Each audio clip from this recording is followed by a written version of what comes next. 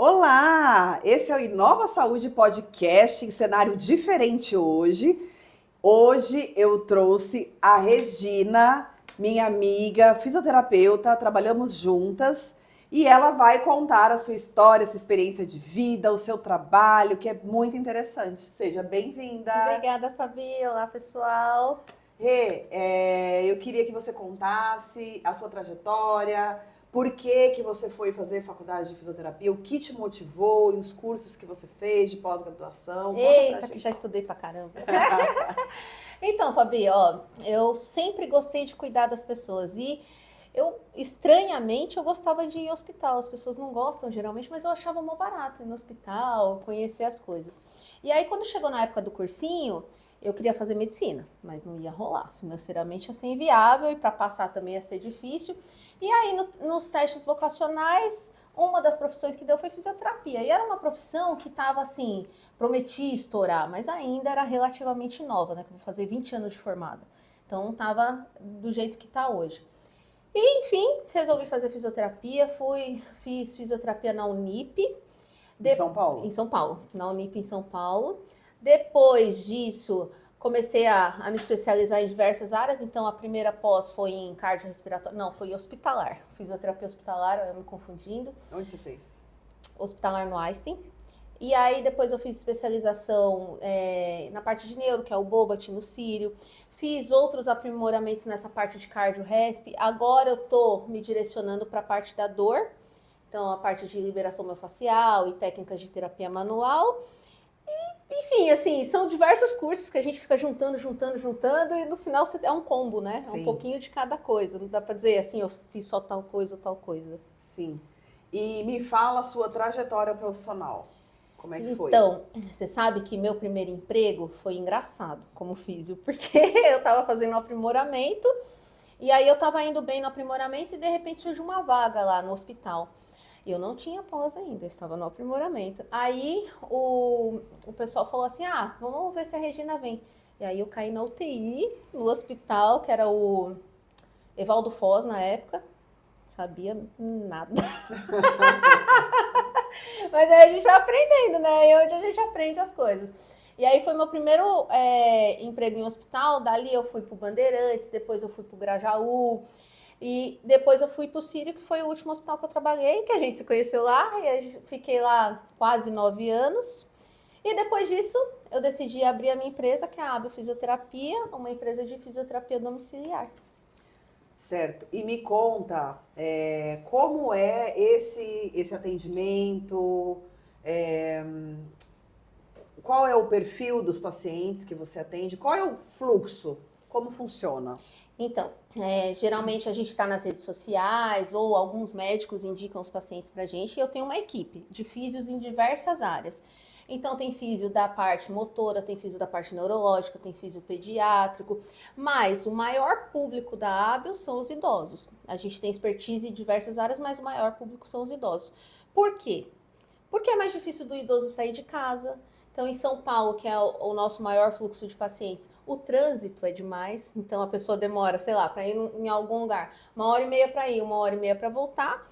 Para o idoso, ele já chega cansado na fisioterapia e a gente que pega esse trânsito. E a gente leva tudo para casa do paciente, exceto materiais de uso pessoal, mas a gente leva uma mini clínica. E o trabalho da ABO é diferente porque se, por exemplo, você falar para mim, Rê, vem atender o seu João para mim. Ele é um DPOC, tá ruim de respirar. Eu não vou lá olhar só o pulmão dele, eu vou ver o todo, o que tá ruim. E a gente atende o paciente como um todo. Então vira uma consultoria de saúde para a família, porque a gente discute com o médico, a gente orienta e trata o paciente todo. Eu tô tratando o pulmão, mas ele tem uma dor na coluna, eu trato a dor na coluna. Então em um serviço ele tem tudo. E ainda faz as recomendações, né, em casa, Tudo. retirar tapete, porque Tudo, escorrega, a risco parte de queda. tudo, a parte de em casa acaba que você se envolve demais com o paciente, né? Então você ajuda em tudo, assim, você discute o que não tá bom na casa, você acaba se apegando, se envolvendo com a família, mas aí você vê no dia a dia. Porque uma coisa é o paciente ir num determinado lugar, outra coisa é você ver ele na função do dia a dia. Então você vê, aqui ele, geralmente ele vai pegar um negócio no armário, é aqui que ele cai. Aqui tá difícil para ele abaixar. Então você consegue treinar ele dentro da função na casa dele. Então é muito legal. Muito legal mesmo. E assim, Rê, normalmente os pacientes têm uma certa resistência, né? Inicialmente em fazer fisioterapia. Ai, não quero fazer fisioterapia. Idoso é engraçado. E aí depois que começa, eles, né, eles Adoram. gostam. Adoram porque, assim, a cultura da hábil é fazer um atendimento diferenciado. Então, às vezes, os pacientes pensam assim, ai, fisioterapia é chato, né? Eu não quero, vai doer. Não. A gente faz um trabalho personalizado. Eu entendo como é aquele paciente, as preferências dele, o que ele gosta, o que ele não gosta, e a gente vai ganhando espaço aos pouquinhos. Então, por exemplo, eu tenho um paciente, uma fofura de 92 anos, mas quando eu cheguei lá, extremamente resistente, extremamente, porque eu não quero, porque eu não vejo benefício, não sei o quê. Aí eu explico pra ele. É até engraçado que ele falou uma frase pra mim assim: você é muito simpática, mas eu preferia que você não tivesse vindo. Mas eu choro de dar risada com eles, que eles ficam meio bravos. E aos pouquinhos você vai ganhando território. Hoje eu ponho ele pra dançar. Eu coloco música, que era uma coisa que ele não ficava ouvindo mais. Então, eu trabalho ele dentro de uma coisa que ele gosta. Então, eu estou treinando o equilíbrio, a coordenação, dançando com ele. Às vezes, a gente faz jogos, né, para treinar o cognitivo. Então, não fica uma coisa maçante. Hoje, ele já me espera chegar. Então, a moça que trabalha lá na casa dele fala, ah lá, a sua preferida, e não sei o quê. Porque antes ele não gostava, agora ele fica na expectativa de chegar. Se torna uma diversão também, diversão. né? Fora que a gente conversa, bate papo. Eu tenho uma outra paciente também, que assim, nossa, ela conversa, ela ama música, a gente dança junto, aí eu boto uns pesos na perna dela, eu boto ela pra dançar. E aí, assim, hoje mesmo eu fui atendê-la, então não atendi no final de semana. Nossa, mas aí ela vem assim, ela tem uma história toda pra contar. Aí você vai, eu desço com ela na academia, eu ando no prédio, aí ela socializa com as outras pessoas. Então a fisioterapia vai muito além do que as pessoas conhecem, na verdade, né? Aliás, a maioria das pessoas não sabe o que o fisioterapeuta faz. Você não tem essa sensação? Sim, com certeza. Não sabe tudo que a gente... Às vezes o paciente fala pra mim assim, ah, mas eu não tenho que ir no médico pra isso. Eu falei, não, mas você vai no médico pra isso pra quê? Se eu tô aqui. Sim. Ah, não, mas eu tô achando que, sei lá, meu pulmão não tá bom, minha perna não tá boa. Eu falei, não, mas então, eu tô aqui. A gente já ausculta, né? Eu tô aqui, eu vou te auscultar, vou te dizer. Ah, eu fiquei gripada, eu preciso ir no médico. Agora não, você não precisa, eu tô aqui. Então as pessoas, no modo geral, não sabem o que a gente faz. Então, apesar da fisioterapia ter crescido muito, as pessoas ainda não sabem tudo que o fisioterapeuta pode fazer por eles. Eu acho assim, Rê, esse nível de fisioterapia domiciliar, né? Igual existem outras empresas também, né? Do mesmo ramo, uma fisioterapia muito completa, né? Porque, igual você trabalhou muito tempo em unidade crítica, né? Sim. De grandes hospitais. Então, eu acho que assim, a parte cardiorrespiratória faz toda a diferença também. Total. Você ter esse conhecimento, ou seja, você não vai só na casa do paciente para fazer uma fisioterapia motora. É um paciente que está com uma dor no joelho. Não. Você não vai lá para olhar o joelho dele. Então, todo. Você vai ver a saturação dele, você vai auscultar, vai ver o pulmão, a condição pulmonar, a parte respiratória, o cansaço, Parte cardíaca, qualidade tudo. de vida, exatamente, parte cardíaca, tudo você vai olhar. Tudo. A gente, às vezes, eu peço para os pacientes assim, eu quero todos os exames, os últimos. Aí eles ficam, mas você vai olhar exame? Você sabe olhar exame? Eu falei, claro que eu sei olhar exame. Eu preciso saber como que tá a sua função renal, como tá a sua parte cardíaca, como que tá tudo funcionando antes de mexer no senhor. E eles ficam meio assim, né, achando. Por isso que eu falo que às vezes as pessoas não sabem. Mas assim, né, como tudo, existem bons profissionais no mercado. E aquilo que às vezes a gente fala assim, às vezes você dá o preço, a pessoa acha caro, mas às vezes o barato sai muito caro. Ah, sim. Outro dia a gente foi atender também, a gente foi chamada para ver uma paciente com comprometimento pulmonar, e aí a gente chegou lá e falou assim, ué, mas ela já faz físio? Faz, mas ele só vem aqui, põe ela um pouquinho em pé, mexe um pouco a perna, mas ele não olhou que ela tá, né?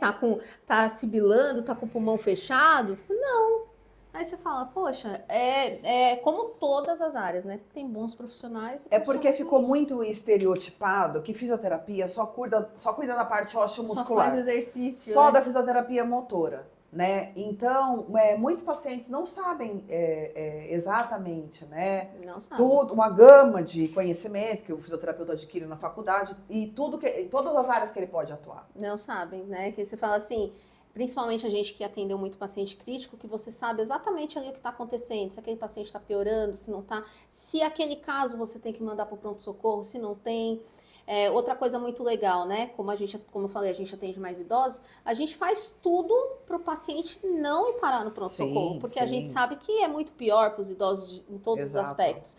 Então a gente liga para o médico, conversa, fala, tá assim, tá assado, até porque a gente vê esse paciente, sei lá, 3 vezes na semana. Sim. O médico vê a cada 3 meses. Então a gente conhece tudo. Às vezes eu bato o olho e falo, isso aqui não tá bom, não. Isso aqui não tá legal. Sim. Aí você fala, mas a frequência cardíaca tá dentro do normal. Eu falo, mas para ele não. Exato. Porque essa frequência não é a dele. Então é um diferencial e que as pessoas têm que conhecer mais e conhecer bons profissionais. Exato, sim. E na época da pandemia, né, nós trabalhávamos lá no Sírio-Libanês, nós atendemos muitos pacientes em casa, né, Rê?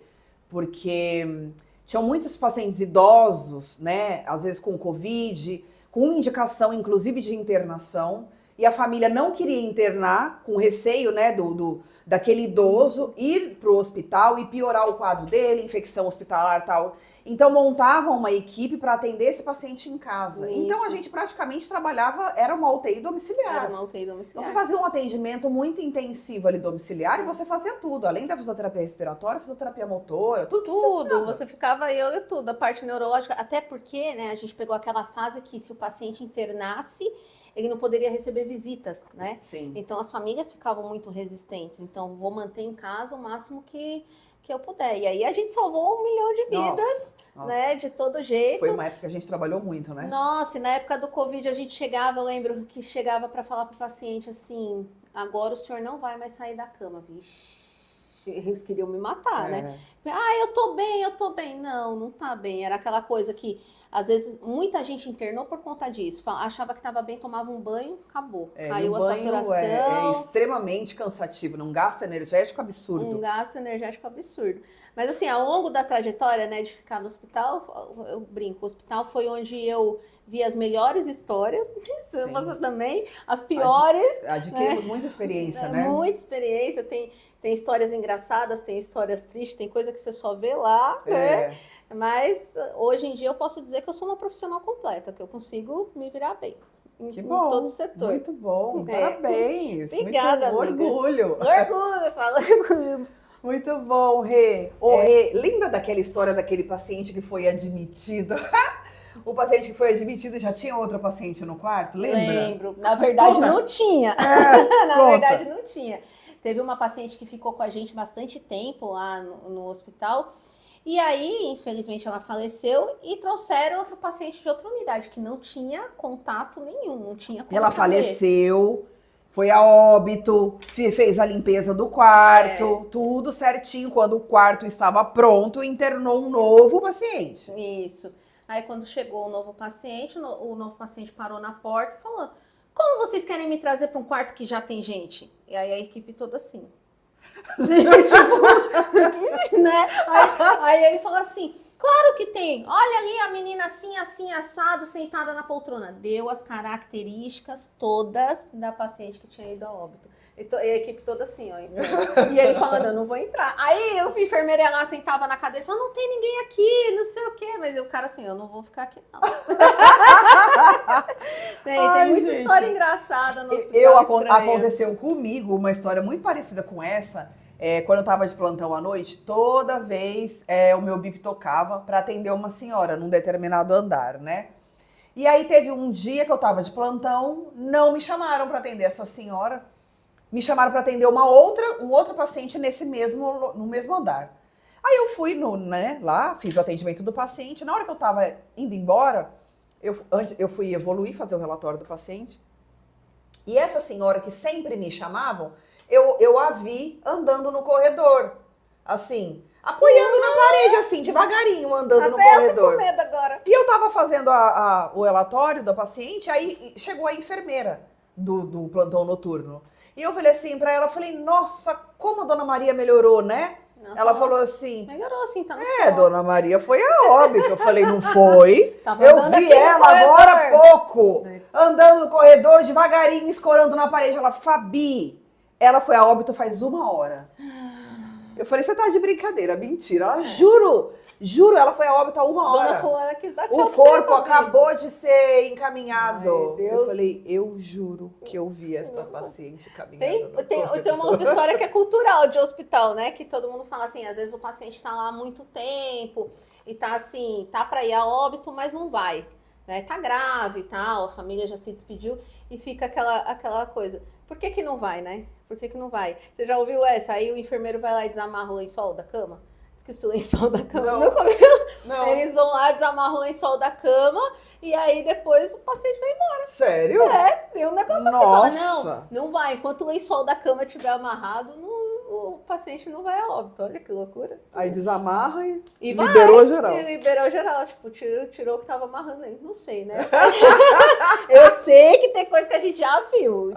Tem coisa que a gente já viu, já ouviu, mas só vivendo pra saber. Tem boas histórias, gente. Tem de tudo. E assim, uma coisa muito curiosa que ninguém imagina é assim, a gente entra no quarto para atender o paciente, às vezes o paciente e o acompanhante estão Tô no lobby. Situações íntimas ali, a gente fecha a porta, volta, dá uma respirada. Você fala, opa, mas não tava doente? Não era?